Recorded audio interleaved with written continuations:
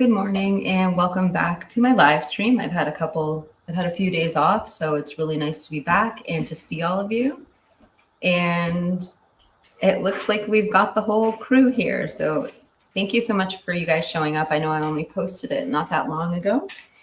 I have a really great show for you, a couple things to discuss. And if you haven't checked out my collaboration with True Crime Cult from last night, I highly recommend that you watch it. We go into depth into a couple of the topics we're talking today, but we talk about it from kind of a different angle. So I'm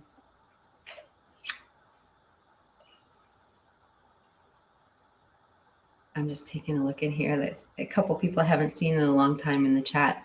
So I'm going to start by bringing up this document. And if anyone's here to talk about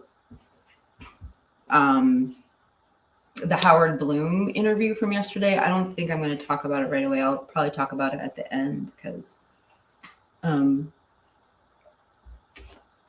don't want to talk about it right now. So let me start by presenting this document because this is kind of like what I'm building our show off of today, starting the conversation with today. So the theme that I'm going with for this segment is who was the informant? Who was the informant? Because we've heard some really strong opinions from some really smart people about who that informant was. We've heard opinions from ex-law enforcement. We've heard opinions from ex-cons. We've heard opinions from paralegals about what that means. We've heard, the legal beagle lawyers online. So I'm going to read what this newest document is and what it's suggesting, and then I'm going to show you some possibilities. Of what the informant can be, but I'm also going to show you if the informant is the IGG, a couple of informative things about that. Sorry, I'm warming up really slow here today, guys. So let me just get into this very brief document that was released several days ago.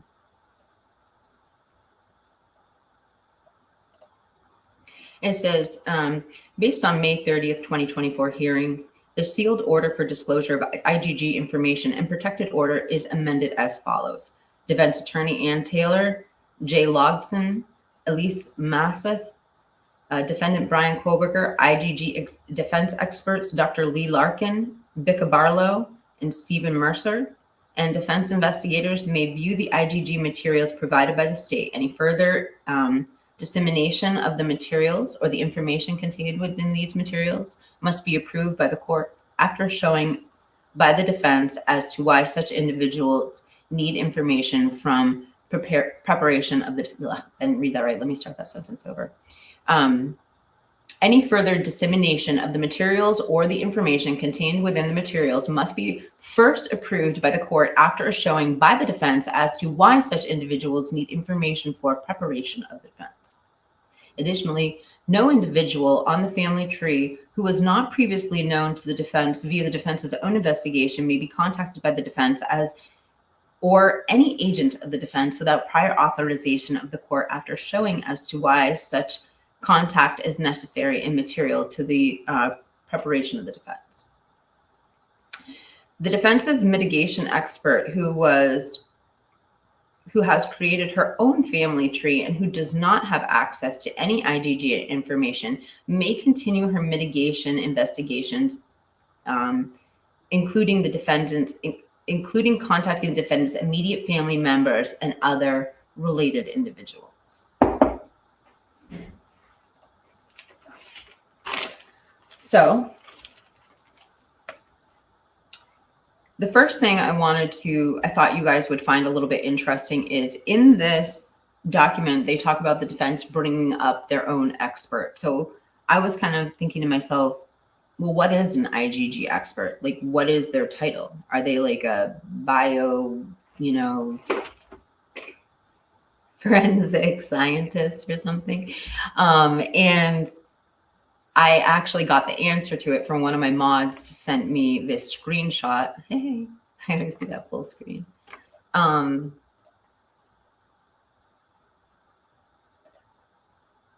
it is. So Oh, whoops, that's not it. That's the next thing I'm showing you. Let me stop sharing that. Robert, when he wakes up, is joining us, by the way. It's going to be fun when Robert's here. He's kind of like my sidekick for streaming. I do have an article on this as well. So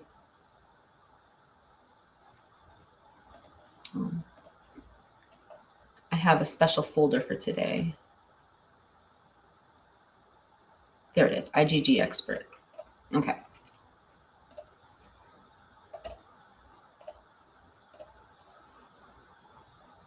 By the way, Christy, let me know if our list of people who are in timeout today shows up, because I can't completely look at the chat, but you know the 3 people who are in timeout from chat today. But if they show up, just let me know so I can tell them why they're in timeout. Okay, so this is what I wanted to show you guys. So this was sent to me by Mikey, and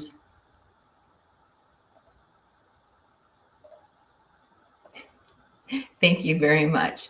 Christy, while I have your name up, I just want to say thank you for all of your work as my mod and keeping the chat classy. And yeah, thank you to all my mods. But poor Christy has to hear direct message from me at weird hours of the night. So I'm just grateful for all you do. Thank you.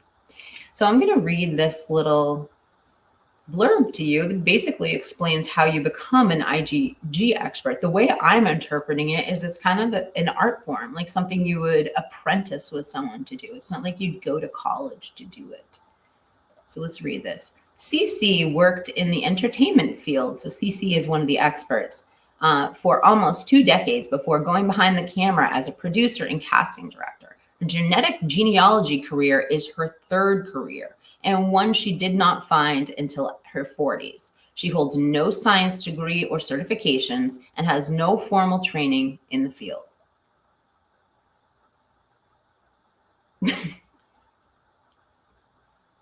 So I don't know what this means, but I feel like this is valuable information to you in some respect. So I thought I'd show you.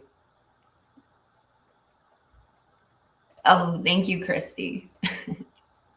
So that's just kind of how I'm setting this up. And then I basically all the visuals I'm going to show you today were retrieved for me by Mikey. And then the next thing I want to read you is the article that he sent me, which goes to our next question, which is the informant the IgG, or is the informant another person?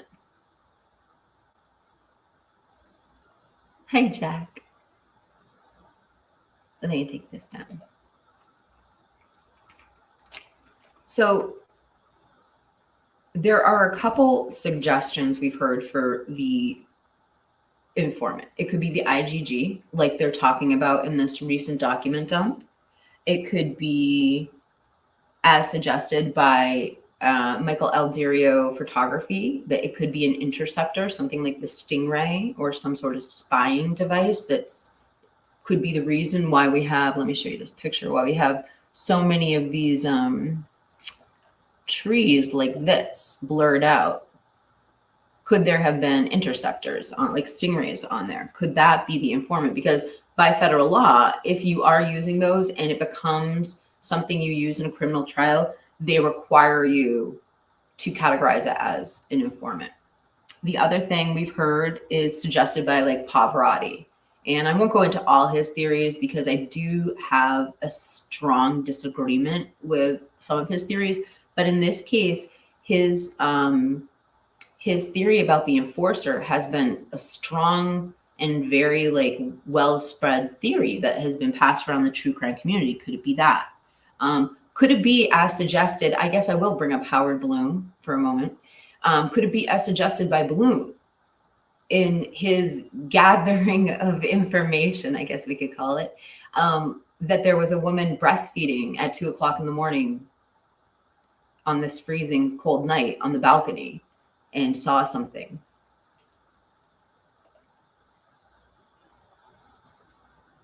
What is a stingray? So, so when we talk about casting, like the cell phone has casting data, right? The cell phone pings off towers and they use triangulation to figure out where the car is. So these stingrays, these interceptors, act like a tower would and intercept that ping. They do other things though. It's kind of like, as I understand it, it's like the modern way to tap a phone, except it's tapping a cell phone, not like a old school tapping a phone line. It's like tapping into your cell phone's metadata.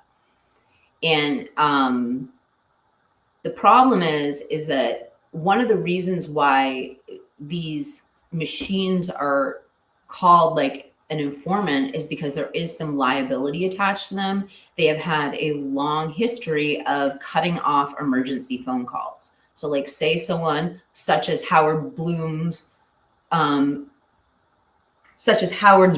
research suggests that Kaylee called 911 at 3 a.m. because there were people hiding in the trees. So, I mean, that kind of a phone call would have been dropped or disconnected. Ellie said that the DDD gave a statement that Gower is already out there as the driver. I have a picture I want to show you in regards to that. So just hold that thought for a second, Nina. Ellie said the DoorDash driver gave a statement and Gower is already out there as the driver. I don't know what we're referencing, but I do have something about the DoorDash driver I want to show you.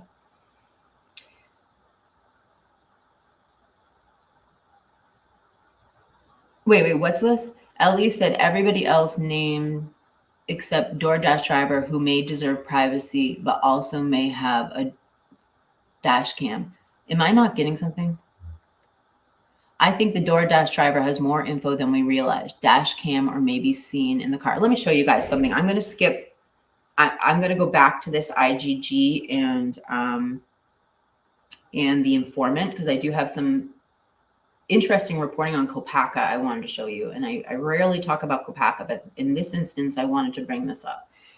But because you guys are bringing up the DoorDash, and if I'm missing something, because I read all these documents, I took 3 days off of YouTube. So if I'm missing some sort of interpretation from these documents that you guys are referencing that I missed, please just let me know. I've been off the YouTube streets for a little while. But let me pull up this little thingy to show you.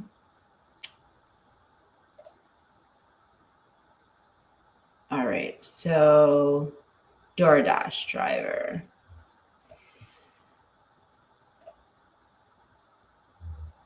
Initially, and this has been speculated that this might be the DoorDash driver. Hold on. Dash cam would explain it. I mean, it's smart to have one in case of robbery. It's smart to have one just in case of liability too. Like, say, I've heard like when you see people like with those videos on the Autobahn or like those crazy like videos in Russia when people do driving stuff, it's because I've heard it's because everybody has a dash cam because everybody's a crazy driver and the only way they can get it paid for is if they get it on camera. I think it's a great idea. Christy, 100. They have kept the DoorDash driver identity under wraps along with their statement. And then Christy says, yep, and that tells a lot more. So let me show you this, ladies and gentlemen, sorry. So this is a screenshot. Let me take down that comment.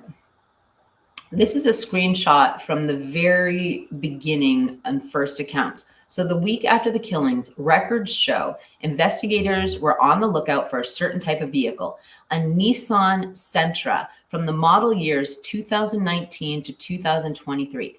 Quietly, they ran down details on thousands of such cars, including the owner's address, license plates, and numbers of the sedan. And what was suggested to me is maybe this is the DoorDash driver. Maybe this was what was witnessed and why it quickly changed to a car that model-wise could never really be mistaken for an Elantra.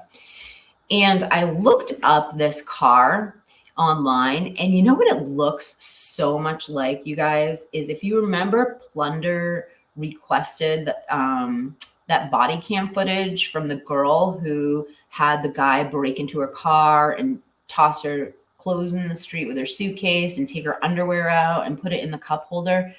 That body cam footage, that car that people suspected might be a white Elantra, that looks really, really similar to the Nissan Sentra, especially the 2020 model. It looks almost identical to me. I'm wondering if maybe the police saw what we saw too. A creeper returning to the scene. Could it be a creeper returning to the scene? And then, oh, I just got a screenshot from Nina. Nina's got good stuff.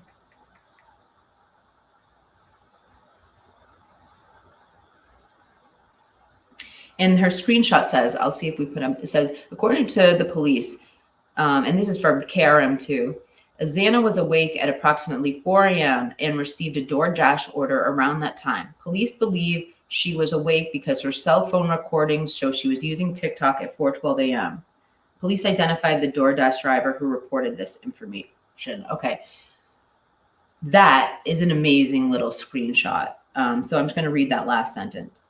Police identified the DoorDash driver who has reported this information. So he is clearly a witness.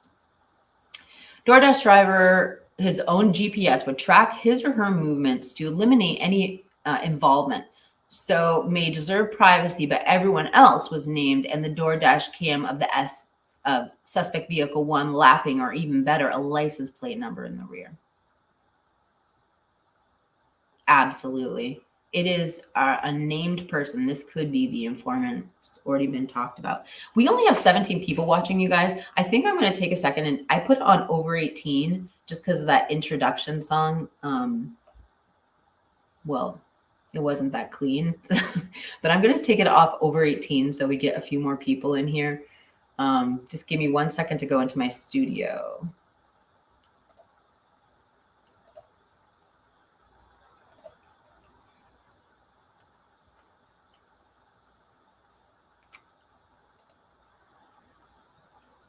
Okay, studio. I'm trying to wear these glasses. I'll just talk while I'm doing this so I'm not having dead air. I wear these. I got these at CVS. They are Flower brand, and what they are blue blocking glasses. And I used to wear these when I worked in an office, and honestly, they help so much. If you stare at a computer screen and your eyes get like feel like burning sensation at the end of the day, if you get some of these, it really, really helps that. All right, let me just get this off of over 18. And there we go.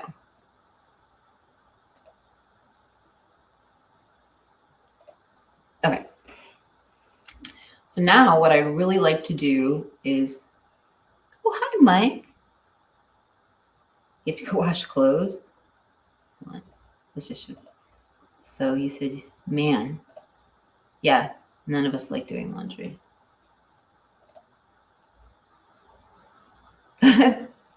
Hey, look, that's the bread and butter of Swamp Rose, okay? Dogs playing in the ocean. It used to be crystals, but the dogs beat out the crystals. Not completely. I mean, some of my crystal videos have more views than any other videos, but the dog in the water is good. It's just that I'm just getting bored with it. I'm going to go hunt down some dolphins, sea turtles, whales, and seals. The easiest one to get are the seals because I can get them off the fishing pier. People go crazy for seals, but people also go crazy for dogs. Look out for Wagglesworth. Funny dog. He's a talented dog, I think. I'm just going to transition to our other thought of an informant. Hold on.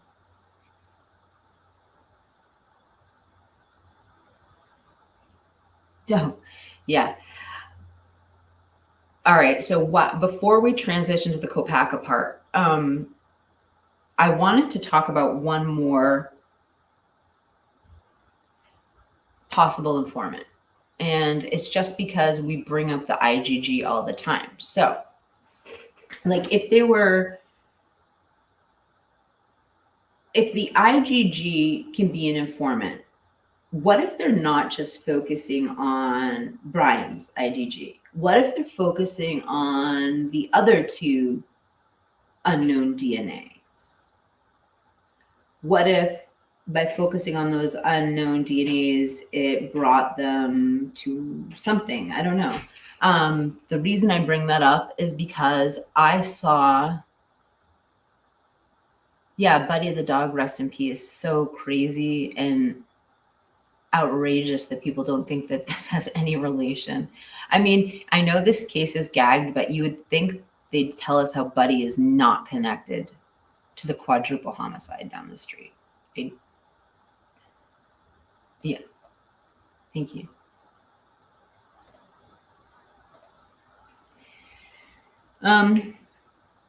So if we're talking about IgG as an informant, so like, what if one of the other unknown DNAs, or that was unknown when we first heard about the case, is the actual informant?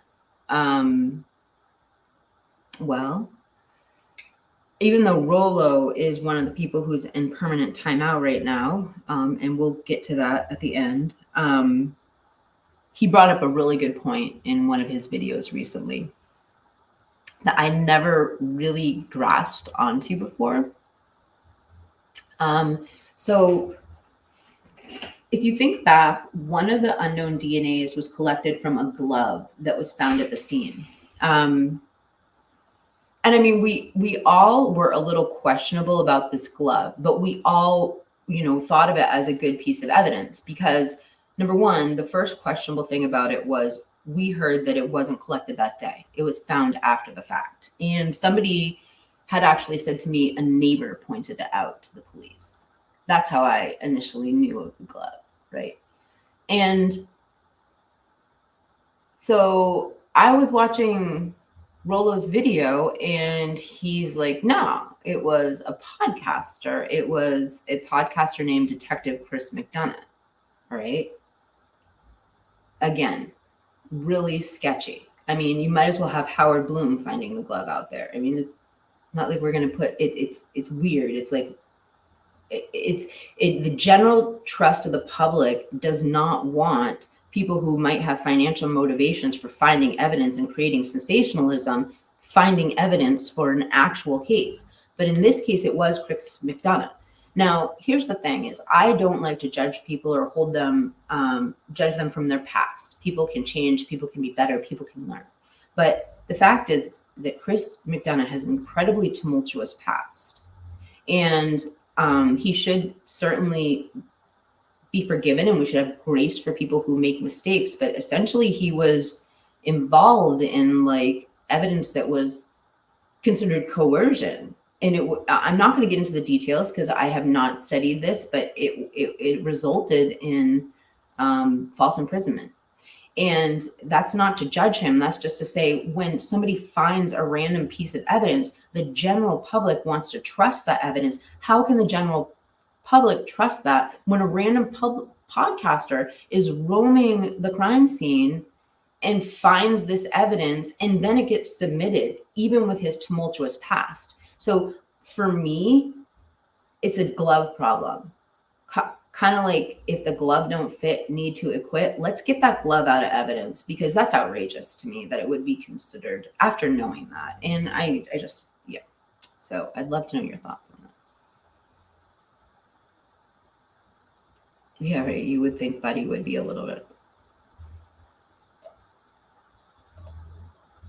I have said one of them girl was involved because the face was missing.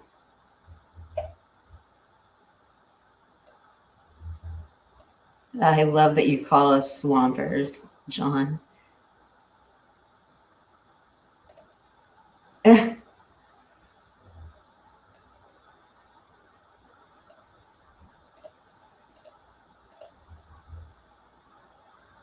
I'm just looking to see if anybody had thoughts on Chris McDonough. So I thought that was interesting. So moving on to the next possibility for informant.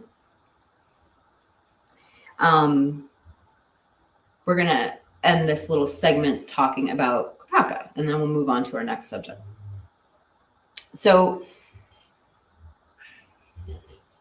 I often don't bring up Kopaka, but there are some really bizarre anomalies in the initial reportings of Kopaka. And in the initial reportings of Kopaka in terms of the University of Idaho, not WASU, U of I. So before I read this, just keep in mind the systems were down. When they say systems, we never got full specifics, but they said the internal systems of the school and everything. But the systems were down for more than 12 hours. So keep that in mind as I'm about to read you this article that mentions Kopaka. And this is, I have a bunch of screenshots from this. Again, this was from Mikey, but it's not, yeah. Oh.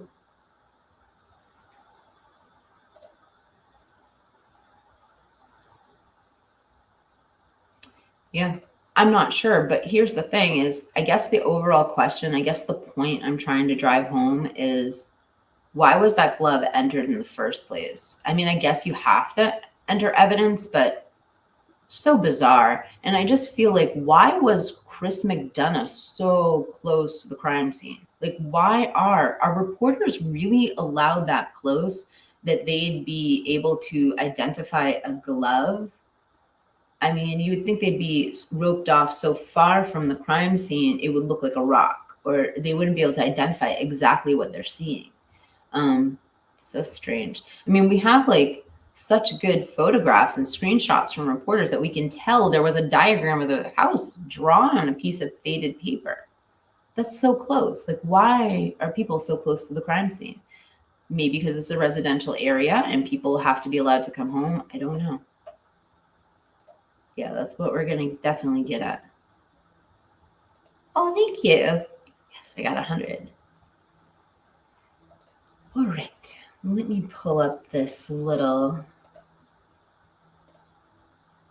article.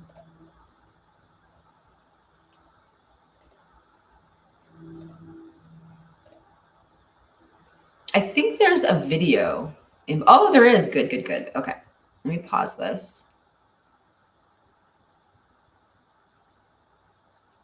Okay.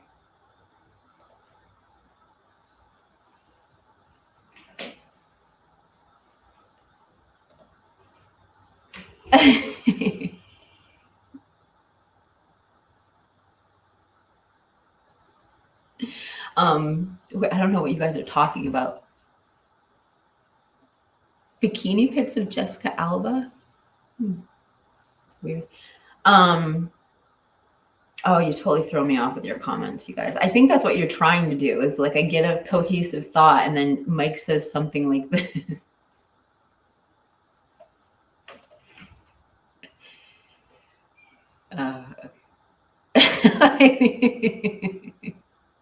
Nina's saying this. I have to show you guys what she's saying this about. And then Mike says, no. Thanks a lot, Scott. I appreciate that. All right, so let's get to this. So it's not only an article, it's a video, and then I've got screenshots. And again, these are your first reportings of Kopaka. And I'm going to repeat what they say, which is the anomaly, but see if you can hear it for yourself. Okay, here we go.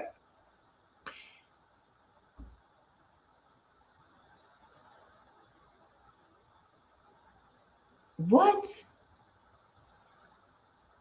I have no idea what that comment means, Mike, but it is not getting displayed.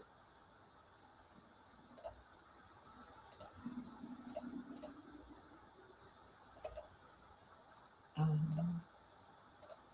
we go. All right, let's play the video first, then I'm going to read.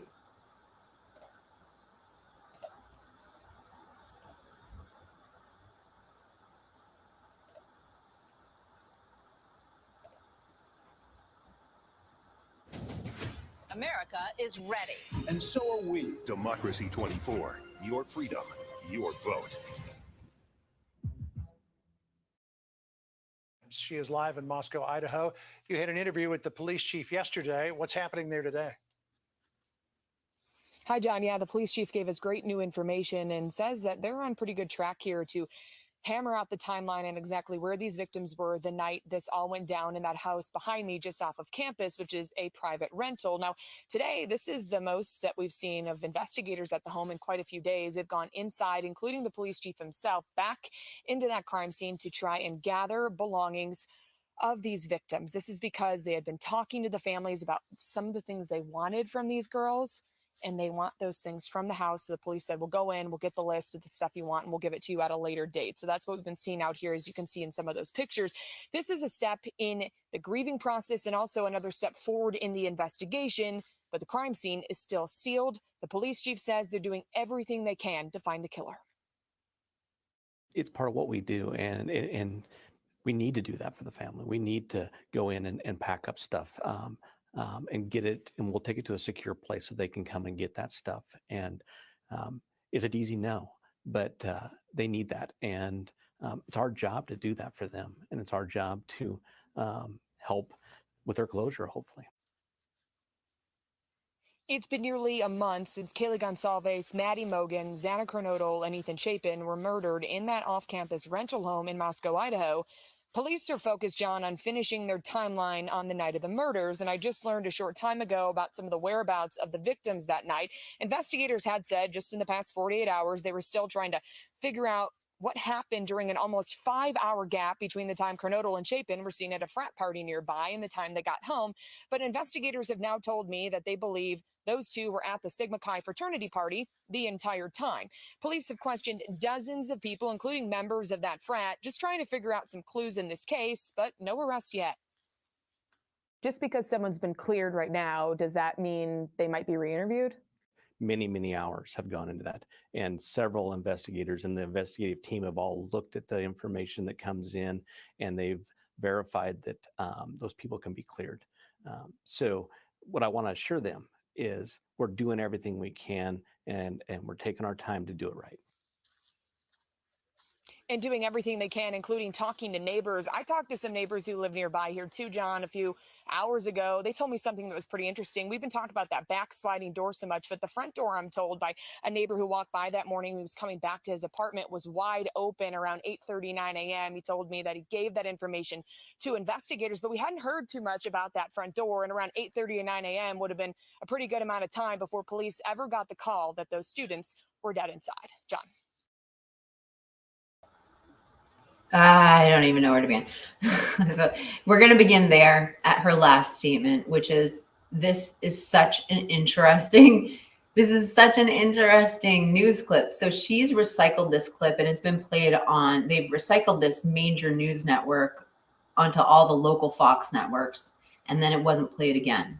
And so it was her. She was the one who cased out the neighbors, and she was the one who actually spoke with the neighbor who said, yes, absolutely, that front door was open at 8:30 a.m.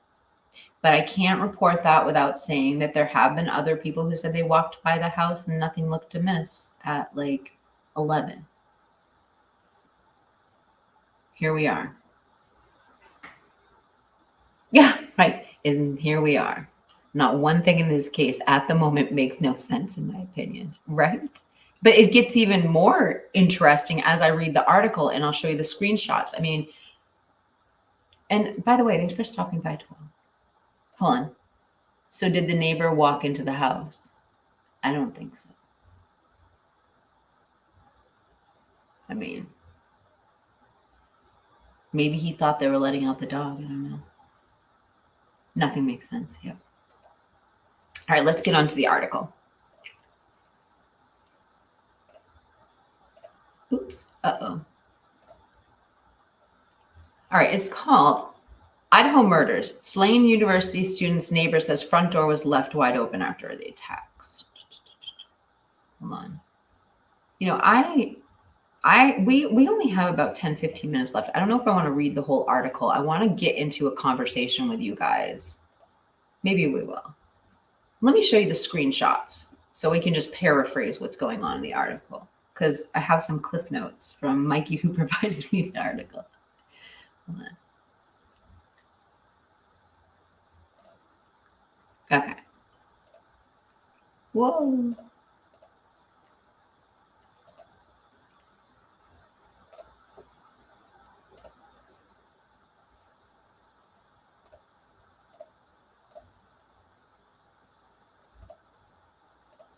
So we're just going to go through these screenshots that were taken from Fox News Digital. And I'm just going to, if I see anything I want to point out to you, we will.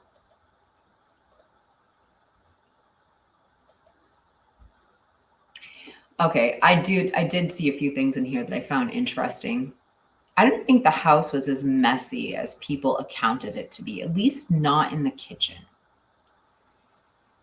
And I have a lot of close-ups in the kitchen where I thought I was seeing blood spatter, but these ones that are in such high definition don't look like it. Anyone following the Karen Reed case, let's all thank our lucky stars Moscow police didn't use those red Solo cups, huh? So those who are following the Karen Reed case get that joke. And again, the kitchen does look messy, but no blood spatter. Now this is where the pictures get interesting because you see all that like tape and stuff. That could be fingerprints, could be blood spatter, it could be DNA. Wait, hold on. There's questions. I can't read with the blue blocker glasses on. That's the problem. They're like, I've had some ones, I'm jumping around subjects and I apologize. I've had some ones I bought off Amazon that were a little more expensive than these. And they were, actually, I think they weren't, these were more expensive, but they were so much better. I try to look for the ones that don't have like a little rainbow glare on them, but they're hard to find. But I'm just going to tell you guys my whole life story today. All right, so let's get to these questions. We left off there.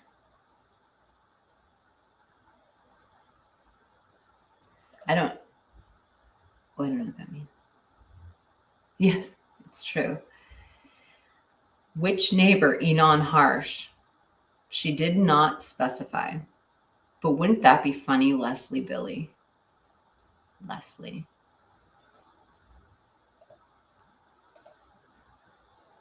Michelle says, BK is innocent in my opinion. And then Jack says, this is interesting. Stains outside left from Halloween. Okay, so we all saw so that video of the machete and of the watermelon. Do you guys know what I'm talking about? Is it just me or that was Fruit Ninja, right? They were playing Fruit Ninja. I'm assuming that's what they were doing. I don't know why anyone else would be throwing a watermelon at a machete. But good point.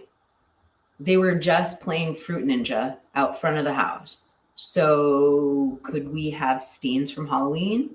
Could it have been decorations? They were clearly all dressed up for Halloween. So that's an excellent observation.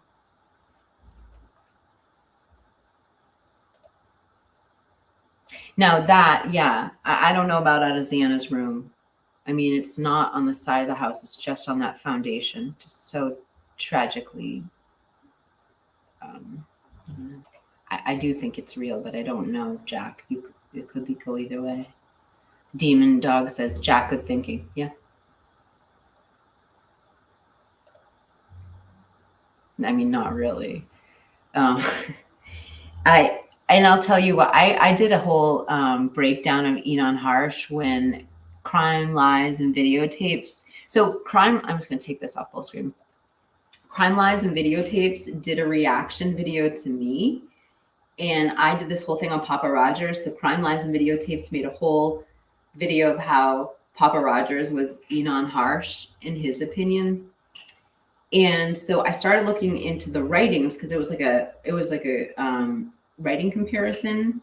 And so I was reading, Harsh's writing, and in the midst of reading it, I find out the books that he's using to create his bibliography and the books that his mother passed on to him. And as I'm reading this, so I don't practice I'm a practicing Christian, but I have practiced yoga since I was 8 years old. I worked with Amma.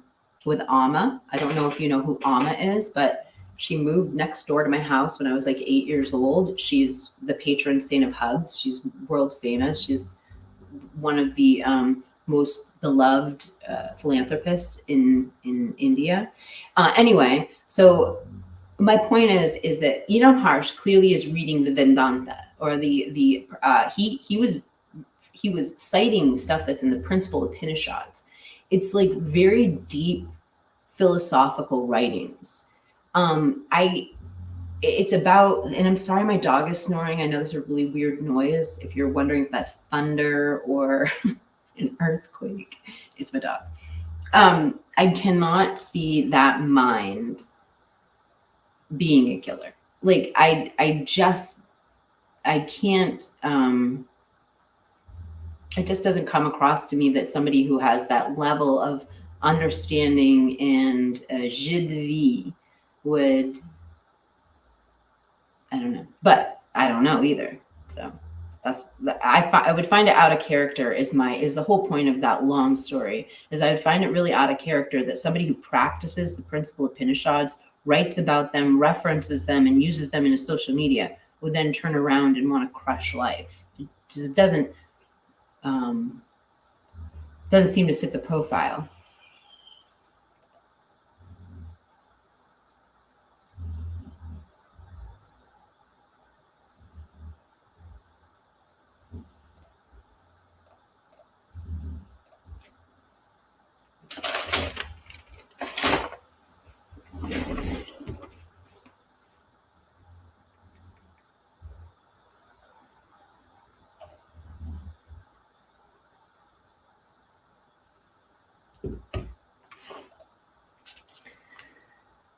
Okay. Christy, I'm going to be wrapping up in a few minutes. You don't have to do anything.